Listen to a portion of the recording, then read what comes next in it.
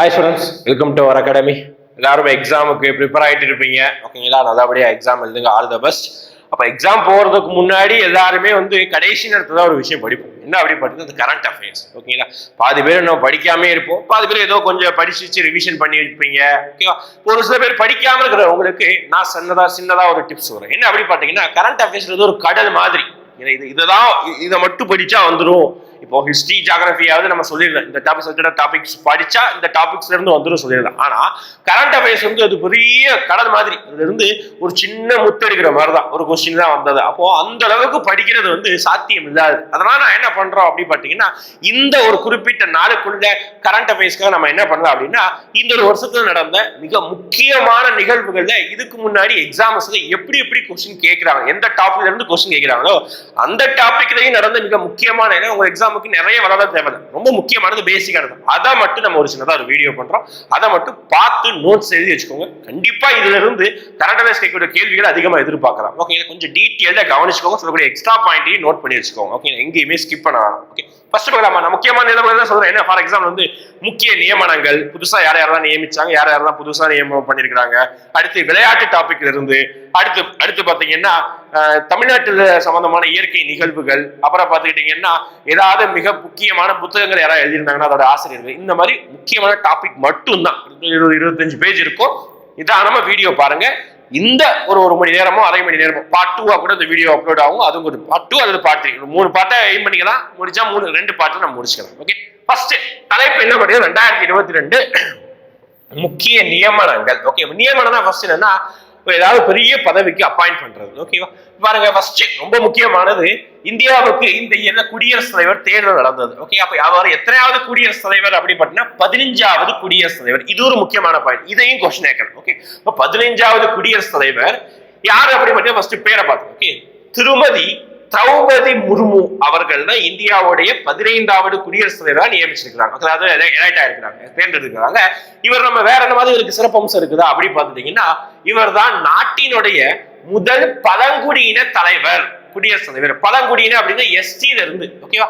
Already எஸ்சில இருந்து 2 பேர் முதலமைச்சர் குடியரசுத் தலைவர் ஆயிருக்கிறாங்க. ஓகே, ராம்நாத் கோவிந்த், நாராயணன் அப்படின்னு சொல்லிட்டு 2 பேர் ஆயிருக்கிறாங்க. ஆனா இப்போ முதலாக எஸ்டில இருந்து ஒரு நபர் என்ன இருக்கிறாங்க, திரௌபதி முர்மு அவர்கள் குடியரசுத் தலைவரை மாறியிருக்காங்க. ஓகேங்களா? அதுக்கப்புறம் நாட்டின் மிக உயர்ந்த பதவியை வகிக்கும் 2வது பெண் அப்படின்னா, இந்தியாவில் முதல் பெண் குடியரசுத் தலைவர் யாரும் கேட்பாங்க, பிரதிபா பாட்டீல். இவங்க தான் 2வது பெண் குடியரசுத் தலைவர். இது வரைக்கும் குடியரசுத் தலைவர் 2 பேர் தான். ஓகே, இதுல முக்கியமானது 15வது நம்பர் குடியரசுத் தலைவர் யாரு, பேரும் முக்கியம். ஏதோ படிச்சு பேரை மறந்துடக்கூடாது. ஓகே, திரௌபதி முர்மு ஞாபகம் வச்சுக்கோங்க. ஓகேங்களா? திரௌபதி முர்மு. அடுத்து 2வது பாயிண்ட் பார்க்கலாமா? அடுத்து துணை ராணுவ தளபதி. துணை ராணுவ தளபதி யாருன்னா பக்கவள்ளி சோமசேகர் ராஜு. ஓகே, நேம் மட்டும் பார்த்துக்கோங்க. ஓகே, பக்கவள்ளி சோமசேகர் ராஜு. அப்போ எப்படி அதாவது ஞாபகம் வச்சுக்கோங்க. ஓகேங்களா? துணை ராணுவ தளபதி அப்படின்னா ராணுவ தளபதிக்கு துணையா பக்கத்துல இருப்பார். ஓகே, ராணுவ தளபதி துணையா பக்கத்துல இருப்பார். அப்ப துணை ராணுவம் அப்படின்னு வந்தாலே இந்த பக்கவள்ளி, பக்கங்கிற வார்த்தை ஞாபகம் வச்சு. ஓகே, அடுத்து பார்க்கலாமா?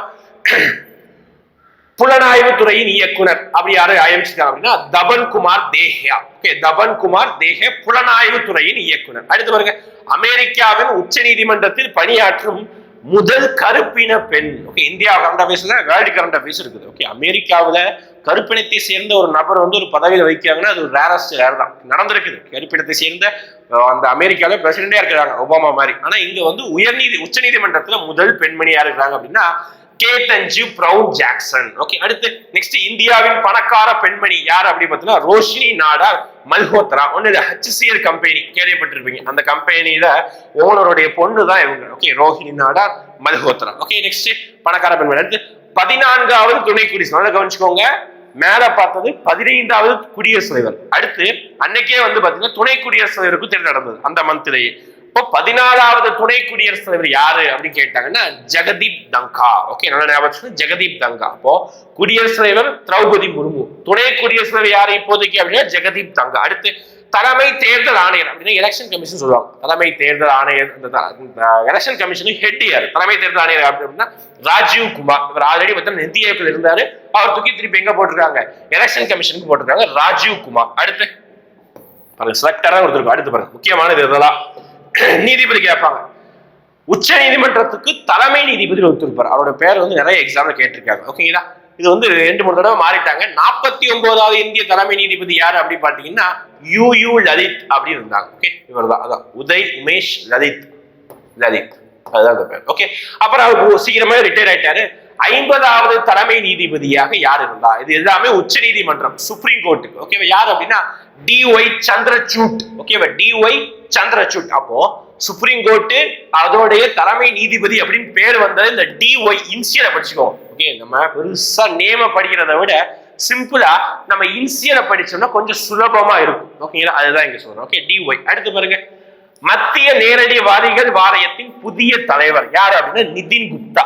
யாரு? நிதின் குப்தா. எப்படி ஞாபகம்? இந்த வரிகள் வாரியம், இந்த வரிகள் இப்படி ஏதாவது வந்தது அப்படின்னு பாத்துக்கிட்டீங்கன்னா நம்ம என்ன செய்யலாம், குப்தர்களை படிச்சிருப்போமா, குப்தர்களை வரிகள் வகைகள் நிறைய வருமா, அப்ப அதை லிங்க் பண்ணிக்கலாம். ஓகே, மத்திய நேரடி வரிகள் வாரியத்தின் புதிய தலைவர் நிதின் குப்தா. ஓகே, அடுத்து பாருங்க, மத்திய விஜிலன்ஸ் கமிஷனின் புதிய தலைவர். விஜிலன்ஸ் கமிஷன் என்ன அப்படின்னா சிவிசி அப்படின்னு சொல்லுவாங்க. ஓகே, சிவிசி நம்ம புலனாய்வு பார்த்தோமா, அது பேரு சிபிஐ, இது சிவிசி. அதோட புதிய தலைவர் சுரேஷ் என் பட்டேல். ஓகே, விஜிலன்ஸ் அப்படின்னா பட்டேல், பட்டுன்னு விஜிலன்ஸ் பண்ணிடுவாங்க. ஓகேங்களா? அப்ப பட்டேல், சுரேஷ் என் பட்டேல். அடுத்து பாருங்க, புதிய டிஆர்டிஓ தலைவர் Sameer V Kamat. Okay, Sameer V Kamat. நான் ஒரு டாபிக் முக்கியமான சொல்லிடுறேன், அதுல முக்கியமானது நானும் சொல்லிடுறேன். ஓகே, டிஆர்டிஓ தலைவர் சமீர் வி காமத். சிஎஸ்ஐஆர் முதல் பெண் இயக்குனர் ஜெனரல் யார் அப்படின்னா நலர் தம்பி கலைச்செல்வி. ஓகேவா? நம்ம தமிழ் காரங்களா போருக்கு நலர் தம்பி கலைச்செல்வி, சிஎஸ்ஐஆர். அடுத்து ராணுவ விமானப்படை போர் விமானியாக சேர்ந்த முதல் பெண்மணி. இதெல்லாம் கேட்பாங்க. இந்த முதல் கேட்பாங்க, முதல் பெண்மணியும் கேட்பாங்க. முதல் பெண்மணி கேப்டன் அபிலாஷா பராக். கேப்டன் அபிலாஷா பராக். அடுத்து IMF நிர்வாக இயக்குனர். IMF இன்டர்நேஷனல் மானிட்டரி ஃபண்ட் அப்படின்னு சொல்லுவாங்க, எக்கனாமிக்ஸ்ல படிச்சிருப்போம். அதோட நிர்வாக இயக்குனர் டைரக்டர் யாருக்காங்க அப்படின்னா K Subramaniam. Okay, K Subramaniam. அடுத்து பாருங்க, ஐக்கிய நாடுகள் சபைக்கான இந்தியாவின் அடுத்த நிரந்தர பிரதிநிதி யார் அப்படின்னா ருசிரா கம்போஜ். அடுத்து இதெல்லாம் ரொம்ப முக்கியம், ரைட்டா பார்த்து வச்சுக்கோங்க பேரை மட்டும். அடுத்து தமிழ்நாட்டு மாநில மகளிர் ஆணையத்தின் புதிய தலைவர் AS குமாரி. நிதி ஆயோக், ஸ்பெல்லிங் மிஸ்டேக், நிதி ஆயோக் சிஓ, நிதி ஆயோக்கின் புதிய சிஇஓ. ஓகே, செயலாளர் அப்படி யாரு பாத்தீங்கன்னா பரமேஸ்வர் ஐயர். ஓகே, அதே மாதிரி நிதி ஆயோக்குடைய துணை தலைவர் யாரு அப்படின்னு சொல்லிட்டு கமெண்ட்ஸ் மென்ஷன் பண்ணுங்க, கிளாஸ் சொல்லியிருந்தோம். ஓகே, நிதி ஆயோக்குடைய துணை தலைவர் நம்ம நிதி ஆயோக்கு தனியா வீடியோவும் போட்டுருக்கோம். அடுத்து மிஸ் வேர்ல்ட் இந்தியா வேர்ல்ட் 2002 யார் வின் பண்ணிருந்தா அப்படின்னா ஸ்ரீனி ஷெட்டி. ஓகேங்களா? யார் வின் பண்ணிருக்கா? ஸ்ரீனி ஷெட்டி இல்ல, இது Srini Shetty. Okay, miss India world. Okay, அப்போ மொத்தமா புதிய நியமனங்களை ஒரு 18 பாயிண்டா பார்த்துக்கணும். இந்த 18 பாயிண்ட் நான் முக்கியமானது எது சொல்ல டக்குனு நோட் பண்ணிக்க. ஃபர்ஸ்ட் பாயிண்ட் ரொம்ப முக்கியம், 2வது பாயிண்ட் ரொம்ப முக்கியம். ஓகேங்களா? 4வது பாயிண்ட் முக்கியம், 6வது பாயிண்ட் முக்கியம், 7வது பாயிண்ட் முக்கியம், 8வது பாயிண்ட் முக்கியம், 13வது பாயிண்ட் முக்கியம், 17வது பாயிண்ட் முக்கியம். ஓகேங்களா? ரொம்ப முக்கியமான சொல்லிட்டேன். நான் கொடுத்துருக்கதே சைட்டில் தான், அதுவே நான் ரொம்ப முக்கியமான சொல்லிட்டு இருக்கேன். அதை மட்டும் நல்ல முக்கியத்துவம் கொடுத்து வீடியோ எடுத்து லைட்டா பார்த்து வச்சுக்கோங்க. சரிங்களா? அடுத்து போலாமா? அடுத்து பாருங்க, அடுத்து வந்து ஸ்பேஸ்ல. ஓகே, ஃபர்ஸ்ட் டாபிக்கா முக்கிய நியமனங்களை பார்த்து முடிச்சாச்சு. 17 பாயிண்ட்ல பார்த்து முடிச்சு. அடுத்து ஸ்பேஸ், அதாவது நம்ம என்னென்ன ராக்கெட் லான்ச் பண்ணோம், என்னென்ன விஷயங்கள், அதை பத்தி அடுத்த ஒரு நடப்பு. ஓகே, பார்க்கலாமா? இந்தியாவின் முதல் உள்நாட்டு விமானம் தாங்கிய கப்பல் யாரு? என்ன கப்பல் அப்படின்னா INS விக்ராந்த். இது போன தடவை SI கொஸ்டின்ல கேட்டாங்க INS விக்ராந்த் பத்தி. ஓகேவா? INS விக்ராந்த் இயக்கப்படுவதையொட்டி கொச்சியில் இந்திய கடற்படைக்கான புதிய கடற்படை கொடியை பிரதமர் வெளியிடுகிறார். ஓகேவா? அப்போ புதிய கடற்படை கொடியை வந்து எந்த கப்பல் இதுல வந்து வெளியிட்ட கேட்பாங்க, INS விக்ராந்த். முடிஞ்சு போச்சு. அடுத்து இந்தியாவின் முதல் ஆளில்லா பயணிகள் விமானம் எது? வருணா. முக்கியமா கேட்பாங்க, இதெல்லாம் கேட்பாங்க. முதல் அதை பாத்தீங்கன்னா முடிஞ்சு போச்சு. கரெக்டா பேச ஒரு கொஸ்டின் வந்துடும். இந்தியாவின் முதல் ஆளில்லா பயணிகள் விமானம் வருணா. ஓகே, அடுத்து இந்தியாவின் முதல் திற கண்ணாடி தொலைநோக்கி திவாஸ்தல் கண்காணிப்பு வளாகத்தில் அமைக்கப்பட்டுள்ளது. ஏரியாஸ் கழகத்திற்கு சொந்தமானது. எங்க அப்படின்னா உத்தரகாண்ட். ஓகேவா? பாருங்க, இந்தியாவின் முதல் திற கண்ணாடி தொலைநோக்கி திவாஸ் கண்காணிப்பு வளாகம் எங்க இருக்குன்னா உத்தரகாண்ட், நைனிடால். அடுத்து உலகின் 2வது பெரியது வெற்றிகரமாக சோதனை இந்தியாவின் மனித விண்வெளி பயணிக்கான ககன்யான் நோக்கி ஒரு மைல்கல் ஆகும். என்ன அப்படின்னா ககன்யான்ங்கிற ஒரு திட்டம் வந்து விண்வெளிக்கு மனிதர்களை அனுப்ப போறாங்க. அதுதான் அந்த ககன்யான் திட்டம். ஞாபகம் யார் தான் அனுப்ப போறோம், இதை லான்ச் பண்ண போறோம் அப்படின்னா யாரு?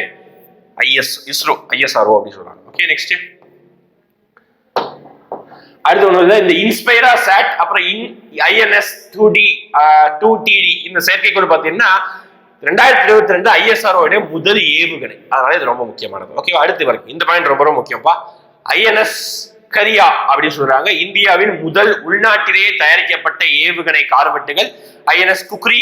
ஓகே, INS குக்ரி தெரியாத குக்ரி B-49 விசாகப்பட்டினத்தில் 32 வருடக்கு பின் 32 வருட சேவைக்கு பின் நிறுத்தப்பட்டது. ஓகே, INS நம்ம எப்படி INF விக்ராந்த் பாக்குறோமோ அதே மாதிரி INS குக்ரி என்ன பண்ணிருக்காங்க, சேவையை ஸ்டார்ட் பண்ணிருக்காங்க விசாகப்பட்டினத்துல வச்சு. ஓகே, அடுத்து பிரம்மோஸ் ஏவுகணை. ஓகே, ஏவுகணை பாத்தீங்கன்னா பிரம்மோஸ். இந்த பிரம்மோஸ் ஏவுகணை பார்த்தோன்னா 2 நாடுகளுக்கு பேர் ஞாபகம். ஒன்னு இந்தியா, இன்னொன்று ரஷ்யா. பாருங்க, இந்தியாவும் ரஷ்யாவின் கூட்டு தயாரிப்பான இதன் முதல் ஏற்றுமதி ஆர்டர். ஓகே, இந்தியாவில இருந்து எங்க ஏற்றுமதி ஆர்டர் பண்ணிருக்காங்கன்னா இந்தோனேஷியாவுக்கு ஏற்றுமதி ஆர்டர் கேட்டிருக்காங்க. இந்தோனேஷியாவிலையும் அணு ஆயுத இந்த மாதிரி ஆயுதங்கள் கேட்டிருக்காங்க, இங்க இருந்து ஆர்டர் பண்ணிருக்கேன். பிரம்மோஸ் வார்த்தை கேட்டீங்கன்னா இந்தியா ரஷ்யா ஞாபகம். ஓகே, அடுத்து நிசார் மிஷின் 2023 தொடங்க திட்டமிட்டுள்ளது. நிசார் வார்த்தை பார்த்த உடனே எது ஞாபகம்? நாசா, இன்னொன்னு ISRO, ரெண்டுமே ஞாபகம். NASA plus ISRO sir machine. Okay, அடுத்து உள்நாட்டு வரி செலுத்தல் அமைப்பான ககனை பயன்படுத்தி தனது விமானத்தை தரையிறக்கிய ஆசியாவின் முதல் விமான நிறுவனம் என்ன அப்படின்னா இண்டிகோ. ஓகே, ரைட்டா பார்த்து வச்சுக்கோங்க, ரொம்ப முக்கியம். அடுத்து இந்தியா உள்நாட்டில் வடிவமைக்கப்பட்ட அபியோஸ் அதிவேக செல்ல கூடிய வான்வெளி இலக்கு ஒடிசாவில் வெற்றிகரமாக சோதனை செய்தது DRDO. அடுத்து பிருத்திவி 2 இந்திய அணுசக்தி திறன் கொண்ட உள்நாட்டிலே உருவாக்கப்பட்ட ஏவுகணை அப்படின்னா அது DRDO தயாரிச்சது. ஓகே, அதாவது இந்திய அணுசக்தி திறன் கொண்ட உள்நாட்டிலே உருவாக்கப்பட்ட ஏவுகணை பெயர் என்னன்னா பிருத்திவி 2. ஓகே, யார் உருவாக்குனா DRDO. அடுத்து வீனஸ் மிஷின் டிசம்பர் 2024க்குள் வீனஸ் பயணத்திற்கு ISRO திட்டமிட்டுள்ளது. ஓகேவா, இப்ப வீனஸ் பயணம் அப்படின்னா என்னன்னா சுக்ரயான் அப்படின்னு சொல்லிட்டு ஒரு பிளான் பண்ணிருக்கிறாங்க. எப்படி வந்து மூணுக்கு சந்திரயான் இருக்குதோ அதே மாதிரி வீனஸ்க்கு சுக்ரயான் அப்படின்னு சொல்லிட்டு ஒரு சேட்டலைட் லான்ச் பண்ண போறாங்க. அது டிசம்பர் மாசம் 2024 லான்ச் பண்ற சொல்றாங்க வீனஸ். ஓகேங்களா, அந்த பிளானட் முடிஞ்சதா? சரி, அப்போ இதுல வந்து முக்கியமான சொல்லிடுறேன். முக்கியமானது, 2வது முக்கியமானது. ஓகே, அடுத்து இந்த 6வது முக்கியமானது INS பத்தி வரதை முடிச்சுக்கோங்க. அப்புறம் 7வதுல இந்தியா ரஷ்யா மட்டும் பார்த்து வச்சுக்கோங்க. ஓகேங்களா, அப்புறம் இதெல்லாம் விட்டுருங்க. இந்த பிருத்திவி 2 பார்த்து வச்சுக்கோங்க. இந்திய அணுசக்தி திறன் கொண்ட உள்நாட்டில் உருவாக்கப்பட்ட ஏவுகணை பிருத்திவி 2. ஓகே, நெக்ஸ்ட் போலாமா? அடுத்த பாருங்க மாநாடுகள். 2022 நடந்த முக்கியமான மாநாடுகள். ஃபர்ஸ்ட் பாயிண்ட் இது உலகளாவியதான மாநாடுகள் அதோடைய நோக்கம். ஓகே, மாநாடு அதோடைய நோக்கம் கொடுத்துருக்கும். ஓகே, ஃபர்ஸ்ட் பாருங்க 16வது G20 உச்சி மாநாடு 2020 நடைபெற்றது. ஓகேவா, இது வந்து பழசு, ஓரளவுக்கு கேட்க மாட்டாங்க. ஆனா இப்ப புதுசா இந்த வாரம் நடைபெற்றது. ஓகேவா, மோடி கூட இந்தோனேஷியா போயிட்டு வந்தார். ஓகே, 17வது G20 மாநாடு எங்க நடந்தது? இந்தோனேஷியாவில பாலி அப்படின்னு ஒரு நகரத்துல நடந்தது. இந்தோனேஷியா பாலி நடந்தது. ஓகே, அடுத்த வருஷம் நம்ம ஊர்ல நடக்க போகுது, இந்தியா நடக்க போகுது. ஏன் சார் அடுத்த வருஷம் பிளான் பண்ணிருக்காங்க அப்படின்னு பாத்தீங்கன்னா, ஏன் அப்படின்னா அடுத்த வருஷம் G20 மாநாடு இந்தியாவில பிளான் பண்ணிருக்காங்க. G20 மாநாடு, G20னா என்ன அப்படின்னு பாத்தீங்கன்னா குரூப் 20 கண்ட்ரிஸ் சொல்லுவாங்க. அதாவது பொருளாதாரத்துல முதல் 20 இருக்கக்கூடிய எல்லா நாட்டுடைய தலைவர்களும் அந்த மாநாட்டில் கலந்து வச்சு ஒரு சில பொது பிரச்சனைகளை பேசுவாங்க. ஓகேங்களா, அதுதான் G20 மாநாடு. இப்பதான் ஒரு வாரத்துக்கு முன்னாடி நடந்தது. அந்த இந்தோனேஷியாவுக்கு யார் போயிட்டு வந்தா? பாலி பகுதிக்கு மோடி அவர்கள் போயிட்டு வந்தார். ஓகேங்களா, அடுத்த வருஷம் நம்ம ஊர் நடக்க பிளான் பண்றாங்க. ஏன் அப்படி பாத்தீங்கன்னா நம்ம ஊர்ல அடுத்த வருஷம் ஒரு சிறப்பான இயர். என்ன இயர் அப்படி பாத்தீங்கன்னா நமக்கு சுதந்திரம் அடைந்து கிட்டத்தட்ட 75 வருடங்கள் ஆக போகுது. ஓகே, அதை செலிபிரேட். இப்போ இந்த வருஷம் 75 இந்த நம்ம 75 கொண்டாட போறோம். அதனால அதை முன்னெடுக்கும் விதமாக நம்ம 23 வந்து சிறப்பான இயரா நம்ம கொண்டாடுறோம். அது 75 முடிஞ்சதை. ஓகே, 76 இருக்கும். அடுத்து நோக்கம் என்ன பார்த்தீங்கன்னா பசுமை குடில் வாயு உமிழ்வை எவ்வாறு குறைப்பது என்பது குறித்து உறுதியான அர்ப்பணிப்பை தெரிகிறது. ரைட், அடுத்து பாருங்க G7 உச்சி மாநாடு 48வது உச்சி மாநாடு எங்க நடைபெற்றது அப்படி பாத்தீங்கன்னா ஜெர்மனியில நடைபெற்றிருக்கு. ஓகேங்களா, அடுத்து 49வது G7 வந்து ஹிரோஷிமா ஜப்பான் வச்சு நடைபெற்றது. ஓகேவா, G7 நம்ம மெம்பர் கிடையாது. இந்த G20 மெம்பர், G7 மெம்பர் கிடையாது. ஓகே, நோக்கம் ரைட் சைடுல பார்த்து வச்சுக்கோங்க. அடுத்து ஒரு பெருங்கடல் உச்சி மாநாடு ஒன் ஓஷன் சமிட் இடம் எங்க நடைபெற்றதுன்னா பிரான்ஸ் என்ற பகுதியில் நடைபெற்றது. ஓகே, பெருங்கடல் உச்சி மாநாடு பிரான்ஸ் நடைபெற்றது. அடுத்து 5வது பிம்ஸ்டெக் உச்சி மாநாடு. பிம்ஸ்டெக்ல இந்தியா ஒரு மெம்பர். ஞாபகம், பிம்ஸ்டெக்ல இந்தியா ஒரு மெம்பர். அதாவது மாநாடு எங்க நடந்தது அதை மட்டும் பார்த்து நோக்கம் கூட லைட்டா பாத்துக்கோங்க, அதிகம் கேட்க மாட்டாங்க. அது கருப்பொருள் என்ன பார்த்து வச்சுக்கோங்க முடிஞ்சா. ஓகே, ஆனா ரொம்ப பெருசா இருக்கு, நிறைய கஷ்டமா இருக்கும். இப்போதே அவசரத்துக்கு மாநாடு எங்க நடைபெற்றது? பிம்ஸ்டெக் மாநாடு இலங்கையில் நடைபெற்றது. ஓகே, நெக்ஸ்ட் 14வது பிரிக்ஸ் உச்சி மாநாடு இடம் சீனா. பாருங்க, அது பிம்ஸ்டெக், இது பிரிக்ஸ். பிரிக்ஸ்ல யாரெல்லாம் member? Brazil, Russia, India, China, south Africa. எங்க வச்சு மாநாடு நடந்தது அப்படி பாத்தீங்கன்னா சைனாவில் வச்சு 2022 14 மாநாடு. அடுத்து பேரிடர் மேலாண்மைக்கான உலக மாநாடு எங்க வச்சு ராஜ்நாத் சிங் வந்து தொடங்கி வச்சார். ராஜ்நாத் சிங் வந்து தொடங்கி வச்சிருக்காரு. யார் தொடங்கி வச்சார்? இவர் தான் வந்து நம்மளுடைய டிஃபென்ஸ் மினிஸ்டர். அடுத்து இந்த அக்ரிமெண்ட்டை பார்த்து வச்சுக்கோங்க, கேட்போம். 2+2 அக்ரிமெண்ட். 2+2 அக்ரிமெண்ட் என்ன அப்படி பாத்தீங்கன்னா இந்தியாவுக்கும் அமெரிக்காவுக்கும் ஒரு சில அமைச்சர்களால் போடப்பட்ட ஒரு அக்ரிமெண்ட் தான் இந்த 2+2 அக்ரிமெண்ட். இடம் என்ன அப்படின்னா வாஷிங்டன். 2022 வாஷிங்டன் வச்சு நடந்தது அமெரிக்காவில். ஓகே. அடுத்து இரண்டாவது இந்திய நோட்டிக் உச்சி மாநாடு கோப்பன்ஹேகன் அந்த பகுதியில் வச்சு நடைபெற்றது நோட்டிக் உச்சி மாநாடு. ஓகே, ரைட்டா அப்படி ரைட்டா பார்த்து வச்சுக்கோங்க இதெல்லாம். ஓகே, ரொம்ப முக்கியம் கிடையாது. நெக்ஸ்ட் முக்கியமானது அப்படி பாத்தீங்கன்னா காமன்வெல்த் அரசாங்க தலைவர்கள் கூட்டம் இடம் வந்து ருவாண்டா நடைபெற்றது. காமன்வெல்த் அரசாங்க தலைவர்கள் கூட்டம். ஓகே. அடுத்து இந்தியாவில் நடக்கக்கூடிய மாநாட்டுகள் முக்கியமானது அப்புறம் சொல்லிடுறேன். ஓகே. 24வது மின் ஆளுகை மாநாடு. ஓகேவா? இந்தியா வச்சு நடக்குது. இது எல்லாமே இந்தியாவில் வச்சு நடந்த மாநாடு. இதோட நோக்கம் மட்டும் பார்த்துக்கோங்க. தீம் என்ன அப்படின்னா India's decade digital governance in the post pandemic world. அடுத்து இந்தியா மத்திய ஆசிய உச்சி மாநாடு அப்படின்னா டெல்லியில் நடனம். ஓகே, இந்திய மத்திய உச்சி மாநாடு டெல்லியில் நடனம். அடுத்து 21வது இந்திய ரஷ்ய உச்சி மாநாடு இடம் புதுடெல்லி. அடுத்து செமிகான் 2022 மாநாடு இடம் பெங்களூருல வச்சு நடந்தது. செமிகான் இதுதான் இந்தியாவுடைய முதல் செமிகான் மாநாடு அப்படின்னு சொல்றாங்க. ஓகே. அடுத்து நீர்வழி போக்குவரத்து மாநாடு இடம் திப்ருகர், அசாம். திப்ருகர்ல வச்சு அசாம் நடக்குது நீர்வழி போக்குவரத்து மாநாடு. வாட்டர் வேஸ் இருக்குது அதுதான். ஓகே, முக்கியமான நோட் பண்ணி வச்சுக்கணும். ஓகே. ஃபர்ஸ்ட் பாத்தீங்கன்னா அந்த G20 மாநாடு ரொம்ப முக்கியங்க. இந்தோனேஷியா இப்போ ரீசெண்டா தான் நடந்தது. பாதிக்கிற இடத்துல வச்சு நடந்தது 17வது மாநாடு. அடுத்த வருஷம் நம்ம ஊர் நடக்குது. அதையும் நோட் பண்ணி வச்சுக்கோங்க. ஓகேங்களா?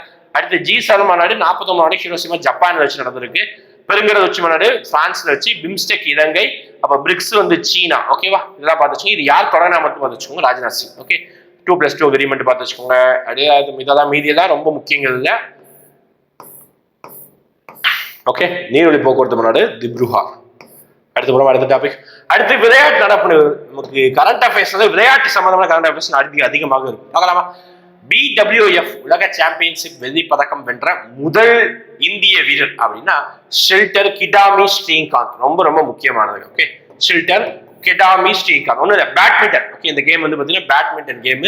BWF உலக சாம்பியன்ஷிப் வந்து வெள்ளி பதக்கம் வென்ற முதல் இந்தியர். வெள்ளி பதக்கம் 2வது பிளேஸ் வந்திருக்காங்க. அடுத்து பாருங்க FIFA விருதுகள். அப்படி FIFAனா ஃபுட்பாலுக்குரிய விருதுகள். ஓகே, அதுல உமன் அண்ட் மென் 2 பேருக்குமே. ஆண்களுக்கு பார்த்தீங்கன்னா ராபர்ட் லெவன்டோஸ்கி அப்படிங்கிற ஒரு நபருக்கும், பெண்கள்ல அலெக்சியா புட்ரேஸ் அப்படிங்கிற ஒரு நபருக்கும் கொடுத்துருக்காங்க. ஓகேவா? இந்த நேம் எல்லாம் கொஞ்சம் கஷ்டமா இருக்கு விளையாட்டுல, கொஞ்சம் அட்ஜஸ்ட் பண்ணி படிச்சுக்கோங்க. ஆடவர் அப்படின்னா ராபர்ட் அப்படின்னு வச்சுக்கோங்க. பெண்கள் அப்படின்னா அலெக்சியா. அமேசான் அந்த இதுக்கு மேல அலெக்சான்னு சொல்றோமோ, அமேசானா ஐபோனுக்கு அலெக்சா சொல்றோமோ, அதே மாதிரி அலெக்சியா ஞாபகம் வச்சுக்கோங்க. ஓகே, ஆடவர்னா ராபர்ட். அடுத்து ஆஸ்திரேலியன் ஓபன் 21வது கிராண்ட் ஸ்லாம் பட்டம் வென்றார். 14வது பிரெஞ்ச் ஓபன் பட்டம். ரெண்டையும் வென்றது யார் அப்படின்னா ரஃபேல் நடால். ஓகேவா? இந்த கிராண்ட் ஸ்லாம் அப்படின்னா என்ன அப்படி பார்த்தீங்கன்னா ஒரு சில டென்னிஸ்ல நடக்கக்கூடிய ஒரு சில போட்டியில வந்து கிராண்ட் ஸ்லாம் அப்படின்னு சொல்லுவாங்க. அதாவது பிரெஞ்சு ஓப்பன், US ஓப்பன் இதெல்லாம். ஓகேங்களா? அதில் பார்த்தீங்கன்னா ஆஸ்திரேலியா ஓப்பன், பிரெஞ்சு ஓப்பன் இதெல்லாம் வின் பண்ணது யாருன்னா ரஃபேல் நடால். பார்த்துருப்பீங்க டென்னிஸ் வீரர்கள் வீராங்கனைலாம். அடுத்தவங்க இதெல்லாம் முக்கியமானது. இதெல்லாம் இந்த ஒரு கடந்த 2-3 வருஷத்துல கொண்டு வந்தது. அதான் ரொம்ப முக்கியமானது. சையது மோடி இந்தியா சர்வதேச பேட்மிண்டன் போட்டியில் தங்கம் யார் வென்றாங்கன்னா PV சிந்து. ஆல்ரெடி பேட்மிண்டன் நமக்கு தெரிஞ்ச நபர் யாரு? PV சிந்து. அவங்க தான் தங்கம் வென்றுட்டு இருக்காங்க. இந்த சையது மோடி இந்தியன் சாம்பியன்ஷிப் சொல்லிட்டு வந்து வைப்பாங்க. ஓகே.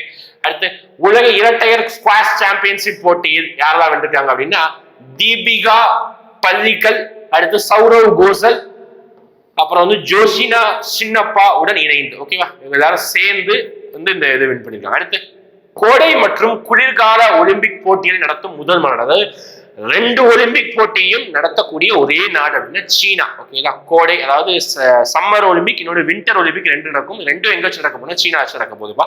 ஆனா இந்த சீனா நடக்கக்கூடிய ஒலிம்பிக் போட்டிக்கு வந்து அமெரிக்கா போக மாட்டோம் அப்படின்னு சொல்லிட்டு கருத்து தெரிவிச்சிருக்காங்க. அடுத்து 2026 காமன்வெல்த் விளையாட்டுகள் நடைபெறும் இடம் ஆஸ்திரேலியா. நல்லா பாத்துக்கோங்க. ஆஸ்திரேலியா எல்லாம் முக்கியமானது. விளையாட்டு நடப்பு ரொம்ப முக்கியம். எல்லாமே முக்கியமானதான். எதையும் ஸ்கிப் பண்ண சொல்லல. ஓகே, 26 காமன்வெல்த் போட்டி நடைபெற்றுனா ஆஸ்திரேலியா. அடுத்து Tata Indian Premier League 2022 champion பட்டம் வென்ற அணி குஜராத் டைட்டன். ஒண்ணுமே இல்லை, IPL வென்றிருக்கோமா?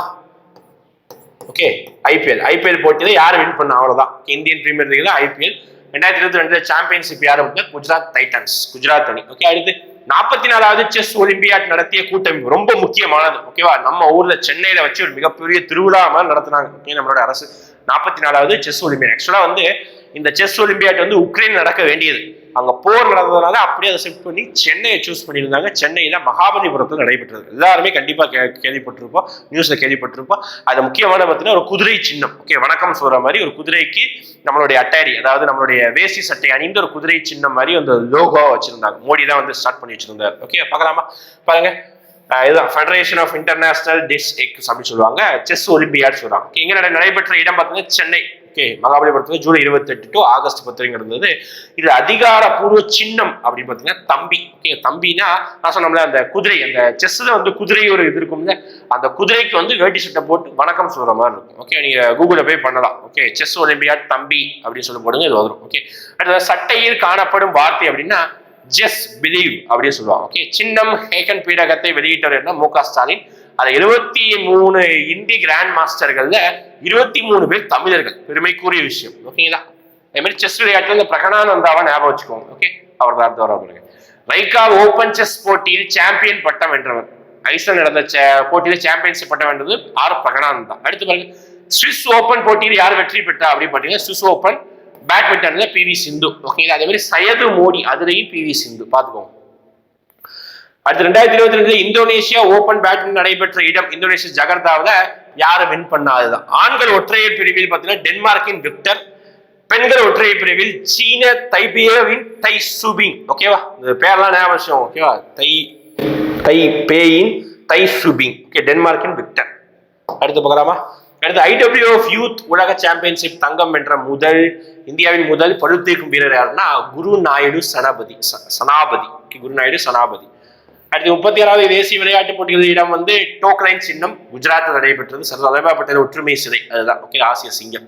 அடுத்து காமன்வெல்த் போட்டிகள்ல முதல் இடம் யார் அப்படின்னு பாத்தீங்கன்னா ஆஸ்திரேலியா பெற்றிருக்கிறாங்க. எங்க வச்சு நடைபெற்றது அப்படின்னா இனிமேல் நடக்க போற 2026 காமன்வெல்த் நடைபெற போகிறது அப்படின்னா ஆஸ்திரேலியா. இது அது நடந்த ஒரு விளையாட்டு 2022. ஓகே, இங்க சொன்னா இங்கிலாந்து வச்சு காமன்வெல்த் போட்டி நடந்தது.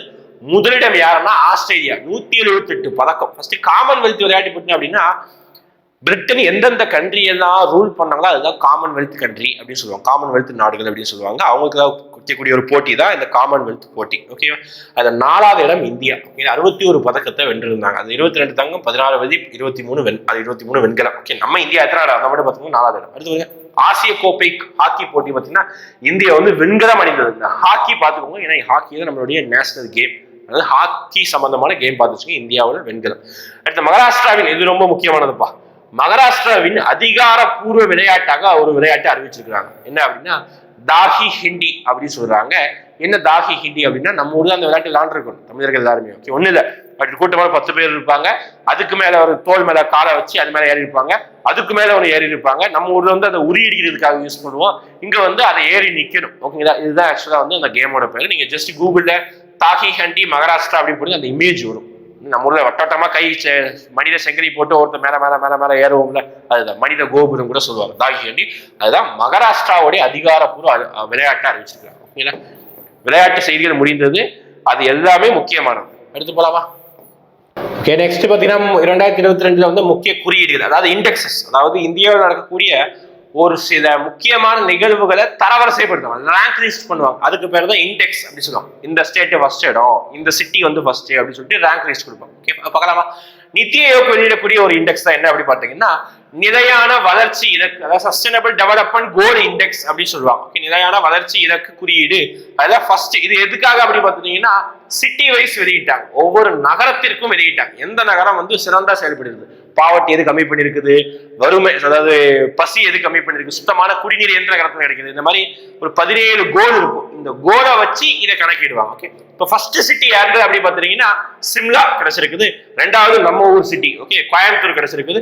3வது சண்டிகர். ஓகே, ஃபர்ஸ்ட் 3 பிளேஸ் இதுக்கு பார்த்து வச்சுக்கோங்க. கேள்வி கேட்கலாம். ஃபர்ஸ்ட் 3 பிளேஸ் ரொம்ப முக்கியமானது. ஓகே, அடுத்து சுகாதார குறியீடு அப்படின்னா ஹெல்த் இண்டெக்ஸ். எந்த ஸ்டேட்ல அந்த ஹாஸ்பிட்டல் ஃபெசிலிட்டி, மருந்து ஃபெசிலிட்டி ரொம்ப பெஸ்டா செயல்படுறாங்க அவங்க ஃபர்ஸ்ட் ரேங்க். ஓகே, அப்ப கேரளா ஃபர்ஸ்ட்.